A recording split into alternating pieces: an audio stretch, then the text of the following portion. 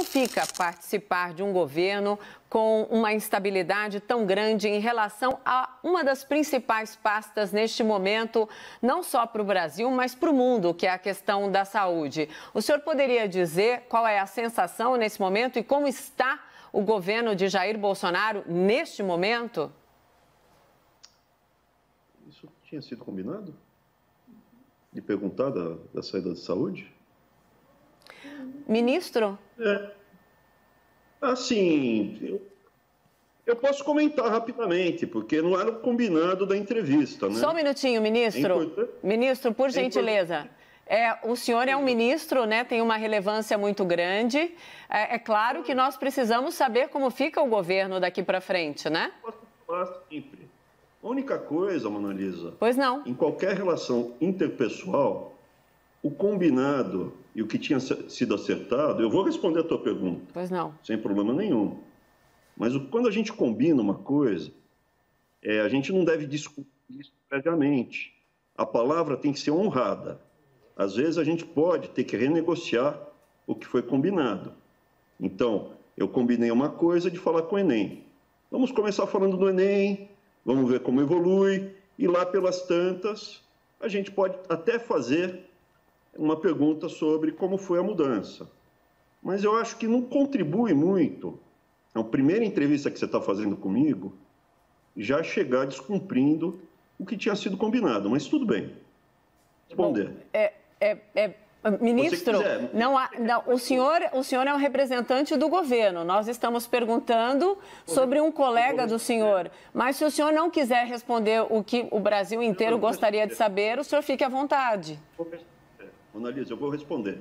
Pois não. Estou salientando que nesse processo, quando eu pedi, inclusive, para fazer a entrevista, eu pedi a Renata e pedi o Caio, porque eu não te conhecia. Eu sabia que a Renata e o Caio não fariam assim de sair da pergunta, seguiriam mais ou menos o que tinha sido combinado. O senhor fique à vontade, ministro. O senhor não gostaria de falar conosco? Se o senhor não quiser, não tem problema algum, ministro. Nós cancelamos a entrevista. Se você me permitir terminar a entrevista, eu agradeço. Não entendi o que o senhor falou? Se você deixar eu terminar de falar, eu agradeço. Pois não, ministro, nós estamos juntos. Eu quero dizer para o senhor que nós estamos todos ouvidos, por favor. Maravilha. Então, eu só queria comentar rapidamente que, nesse processo de construção de um relacionamento profissional, é sempre bom a gente, primeiro contato que eu estou tendo contigo, seria bom a gente seguir o roteirinho que tinha sido combinado. O Enem foi o presidente Rodrigo Maia, presidente da Câmara dos Deputados, que saiu falando que ele ficou sensibilizado, que ia adiar. O que de fato está acontecendo? Existe um desejo por parte de alguns grupos organizados, oposição e alguns grupos de interesse para você não só adiar, cancelar. O termo é suspender, né? Os projetos são de suspender, cancelar ou postergar indefinido, sem uma data certa. E o que eu tenho apresentado são argumentos técnicos que, primeiro, é muito cedo para a gente falar em adiar, suspender o Enem. O Enem é apenas em novembro que ele vai começar a acontecer, sendo que tem a segunda volta da prova em dezembro, né? A reaplicação. A gente está ainda distante. O que está acontecendo agora são as inscrições. A gente já atendeu 3.400.000 jovens, pessoas que pediram isenção de taxa. Todo ano a gente tem mais ou menos 5 milhões de pessoas que se inscrevem no Enem. 5 milhões. Dessas 5 milhões, 3.400.000 esse ano vão ter isenção de taxa. A gente já concedeu essa isenção de taxa. Esse número é importante que eu vou voltar nele. E agora a gente abriu para as inscrições que já superaram os 3 milhões. Na parte da tarde já tinham mais de 3 milhões inscritos, com o detalhe do Enem Digital, que esse ano vai ser a primeira vez que vai ter o Enem Digital. Vai ser a primeira vez e esgotou rapidamente. São 100 mil e voluntário, quem quiser, né? E já esgotou esses 100 mil no Brasil todo. Estamos ainda recebendo as inscrições, elas seguem até o dia 22. Tudo está fluindo relativamente bem, sem nenhuma grande surpresa. O que acontece? Nós temos a programação para fazer as provas, estamos levando em consideração já a questão da contaminação pelo Covid, sendo que essa contaminação pelo Covid vai ser um pouco mais cara a elaboração da prova, porque a gente vai precisar espaçar mais as carteiras para atender às determinações de segurança da saúde, caso daqui até novembro não tenha vacina, não tenha passado a pandemia, a situação continue grave. Então, em termos de saúde, a gente vê o risco de realização do Enem, sob todas as circunstâncias que a gente está tendo, de cuidado, de atenção, muito menor do que de uma eleição.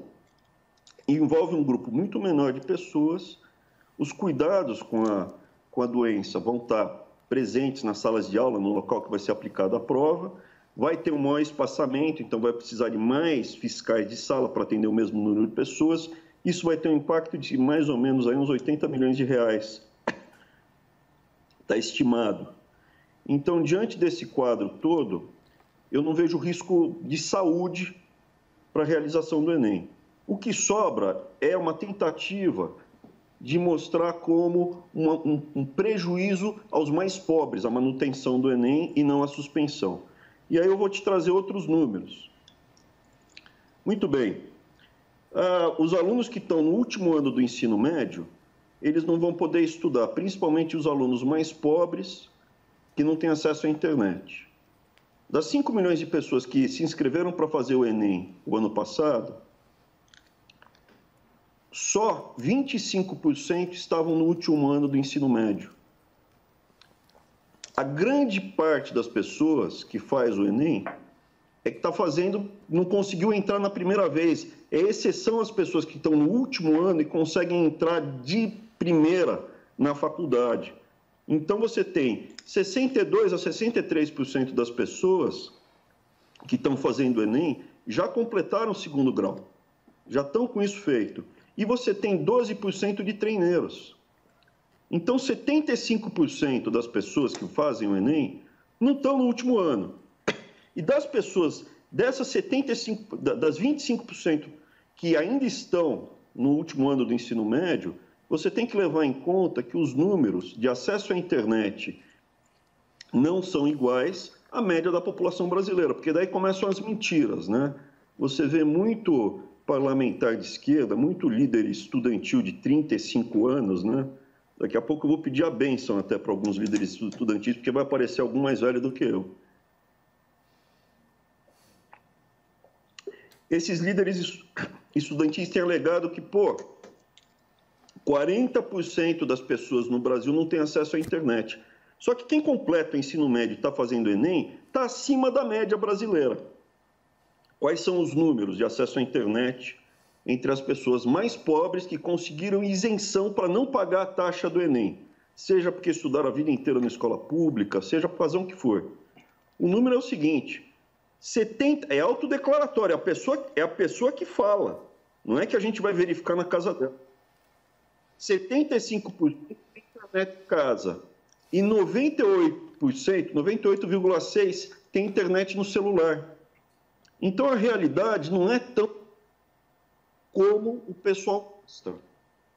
Vão sofrer, mas nota, quando a gente compara quem já completou o ensino médio e vai fazer o Enem agora, já tendo completado o ensino médio, na média, esse brasileiro ele tem uma condição social mais baixa na média do que quem está no último ano do ensino médio fazendo o Enem. Então, do ponto de vista social, econômico, é uma maldade você tirar o Enem, cancelar o Enem, suspender.